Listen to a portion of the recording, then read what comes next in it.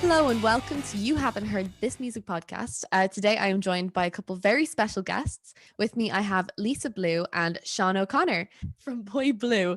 Thank you for joining us. And thank you for having us, Emer. Thank you. Hi, Emma. So can I ask, how did Boy Blue come to be? Well, Sean, you want to take that? Yep.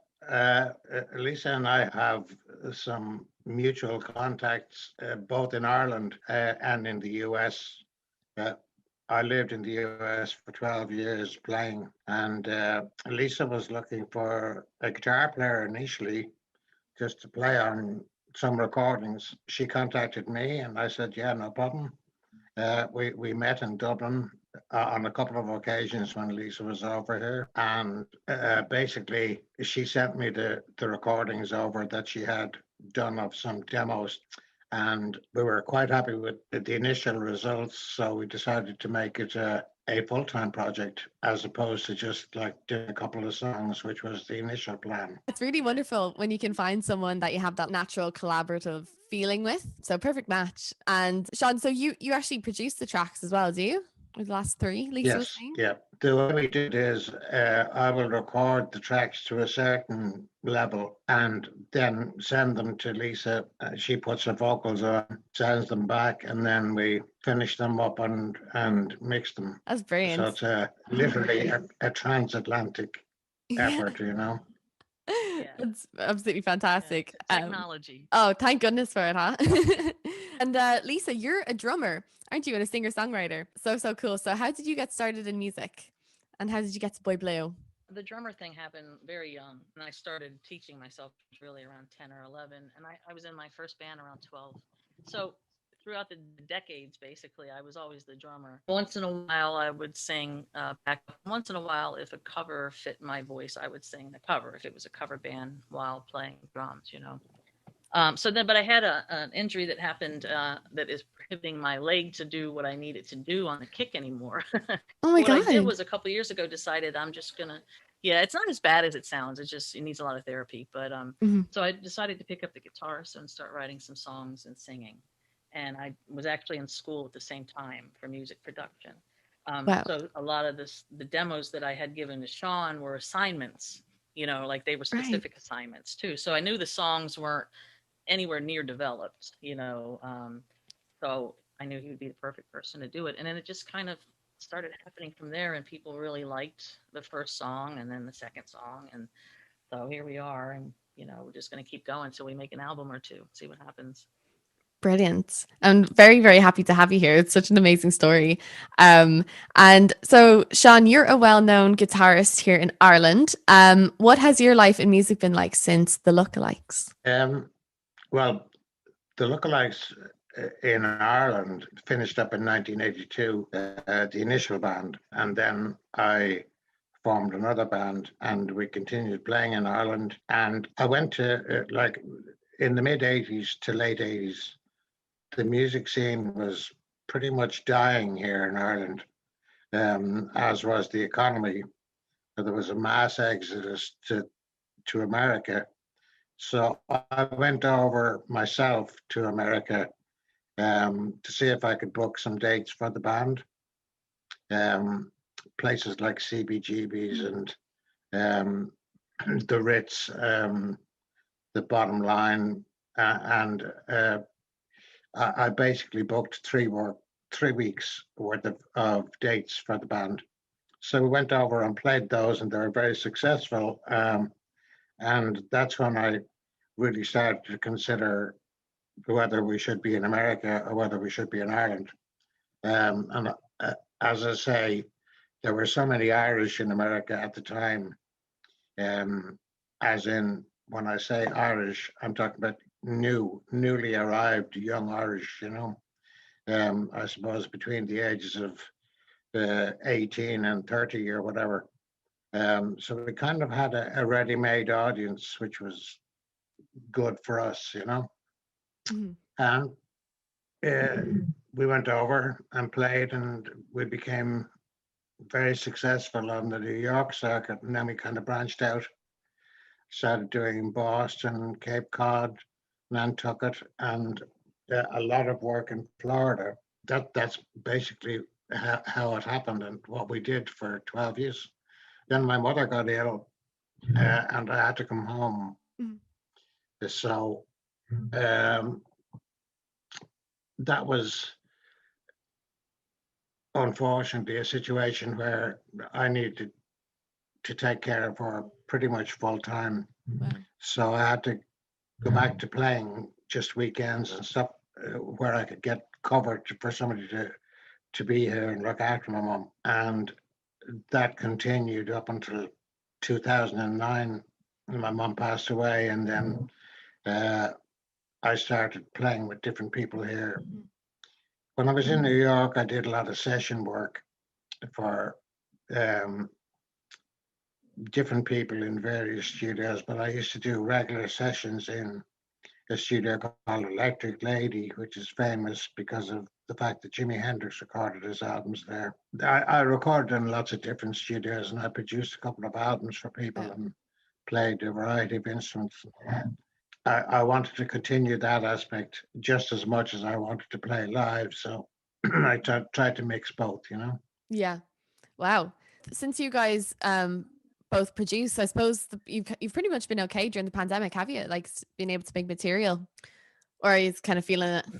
Well, we're starting to feel it a little bit because it's Yeah. we would have several more singles out, I think, by now, had Right. because the process, even though we're doing it overseas, basically, my end, Sean still has to take his end and go into the studio. Right. And that the lockdown has been hindering that. But we're trying to come up with alternative ways right now, actually, to do that so that we can continue to record and then also eventually perform and do some live Yeah. feeds. So Brilliant. we're working on it. We're getting a lot of requests. So, Yeah. Fantastic. So I was actually just about to ask, like, what are the plans for Boy Blue? Sean. The initial plan is to try and get the album completed. The initial album, uh, there will be more than one album, that's for sure. Um, but it's just with the lockdown in Ireland, it's very difficult at the moment because of travel restrictions and everything being closed, you know. Mhm. Yeah. Um, the only thing we can do about that is, as I say, we're trying to figure ways around it to get things done. Um, we we have a little plan in mind, which we hope will work, Mhm. uh, and that'll involve different people and basically uh, giving us some help, and Mhm. we'll move forward from there as soon as we get the opportunity. You know. Brilliant. Yeah, we're continually writing still. So even though we can't record together, we're still creating, and we have songs piling up basically. So Brilliant. I have a feeling once the lockdown eases, or once we figure out an alternative, we're going to start probably pushing out songs left and right. I would think because like I said, they're lining up right now. So Yeah, it's been a good time to kind of just stock up on material if you have to find a yeah, bright side in it.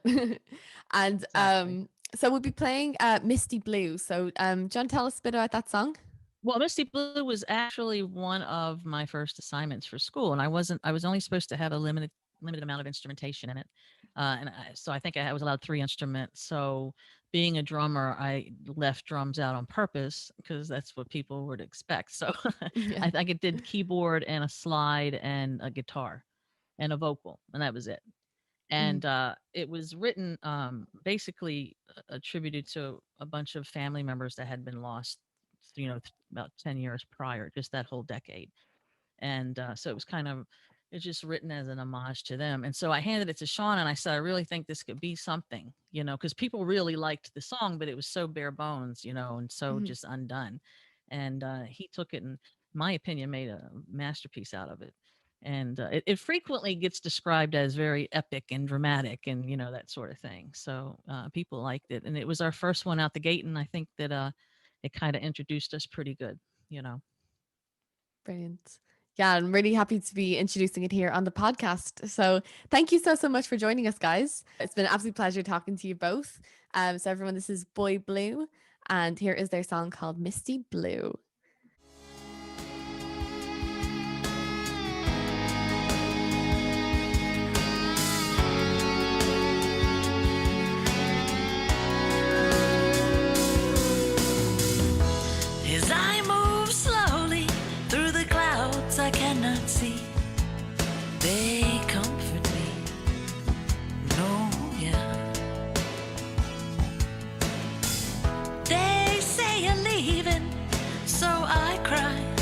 as I see you walk through the door. Ah, forevermore, forevermore. No, yeah.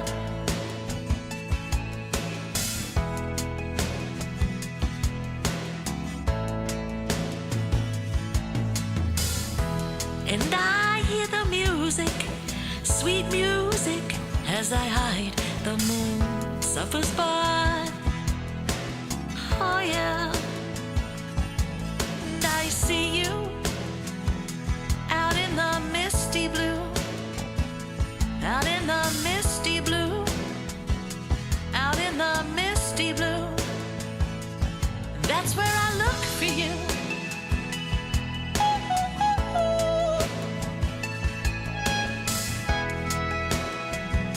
I hear you too, out in the misty blue.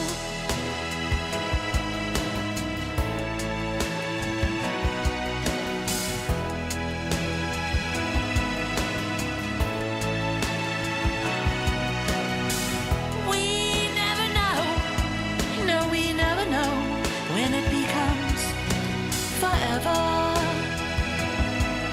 No, yeah.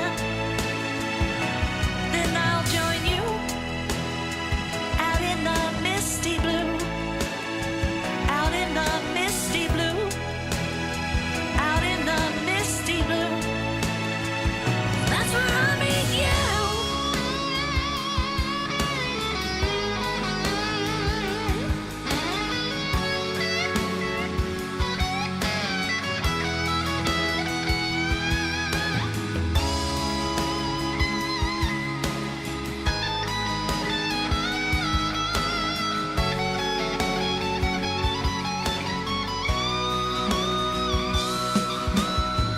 And I see you every night in my dreams. And I see you shining bright like a moonbeam. And I know together we will always be in the misty blue.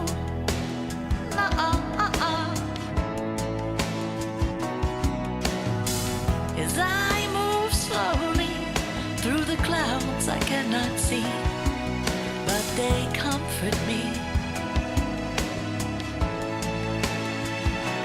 And I see you, Lord, in the misty blue. Yeah, that's where I meet you.